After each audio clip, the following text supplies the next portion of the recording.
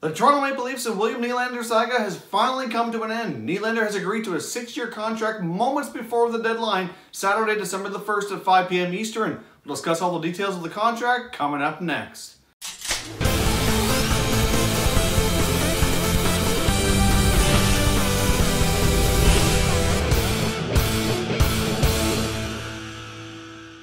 Hey everyone, and welcome back to another video here at Top Shelf Hockey. If you're new to the channel, thanks for stopping by. We review and discuss all 31 NHL teams, so if you're a huge hockey fan, consider subscribing and clicking the bell so you don't miss anything. So as I mentioned off the top, we have some breaking news in the saga between Nylander and the Leafs, so finally coming to an end here. Now, for those of you that watch me on a regular basis, you'll probably can tell here that I'm not in my normal recording studio, so I apologize if the video or the lighting or anything is off or seems weird at all, but I want to get this breaking news out and get the discussion going here on William Nylander and the Leafs. It's finally over. Nylander has agreed to a 6-year deal with a $6.9 million annual cap hit. Now, of course, this year is going to be a little bit different because he's signing so late. This year, he's got a prorated salary of $10 million, which gives him an actual cash value of around $6.77 plus a $2 million signing bonus. So the cap hit for this year alone is actually $10.2 million.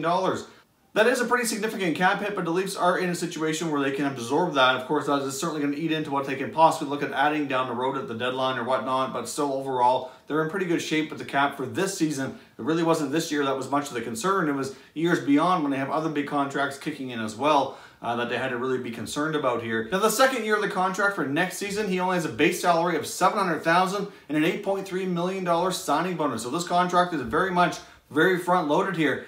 After that, in years 3 through 6, he gets a $2.5 million salary and a $3.5 million signing bonus. As I mentioned, this deal is very much front-loaded. A big salary this year with a smaller signing bonus. Next year is pretty much all signing bonus with a small salary, and then it kind of evens out in years 3, 4, 5, and 6. So overall, though, this is a pretty decent deal, I think, for the Leafs and Nylander. We've seen so many different reports over the last number of months. It's really hard to say what was accurate and what wasn't. We've heard rumors anywhere from $8 million, $7 million, $7.5 million. We've heard so many numbers and so many terms. It's nice for it to finally come to an end here. But I do think an annual cap hit over a 6-year term of $6.9 million is certainly a fair contract for Nylander and the Leafs on both sides here. It's seen reports before here in the last couple of days that the Leafs were offering something right around what the David Pastrnak contract was. And really, at this point in time in their careers, I think we can make an argument that Pastrnak is certainly the better player and the more productive player. But Nylander might be able to get to that down the road. And I guess they're kind of banking on his talents that he can certainly increase his production here year over year. And maybe in a few years' time, this contract might actually look like a steal for the Leafs and Nylander.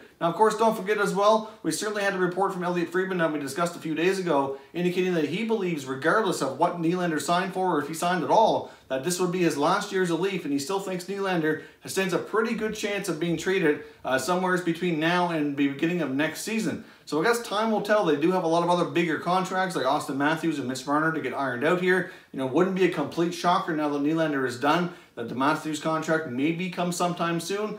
You know, we've heard reports before that they've had some discussions. I've seen some reports out there saying that the deal was done. They were just waiting, but I don't really know if there's any truth to that. But either way, now that Nylander is signed, they can certainly start working on those other two players and see what they can do to kind of keep the band together here. Kyle Dubas certainly went out on a limb here on the Elliotte Friedman podcast and said we can and we will to get everybody signed. And so far, he's holding his word here. But it was almost we can and we almost didn't. I mean, it was awfully close with a few minutes to go before the deadline. Nylander certainly drove a hard bargain, as did Kyle Dubas. But for right now, I'd love to hear your thoughts down in the comment section. What do you think of this deal for the Toronto Maple Leafs and William Nylander? Do you think the $6.9 annual cap hit over the 6-year term is a fair deal for Nylander and the Leafs? Give me your thoughts down below and we'll continue the conversation. If you're new to the channel here, I hope you consider subscribing. We cover all 31 NHL teams and there's plenty of content here for all hockey fans to enjoy. So if you're new, consider subscribing. If you like this video, don't forget to hit the like button before you go. I'd appreciate it if you did. As always, thank you very much for watching, everybody. We will catch you next time.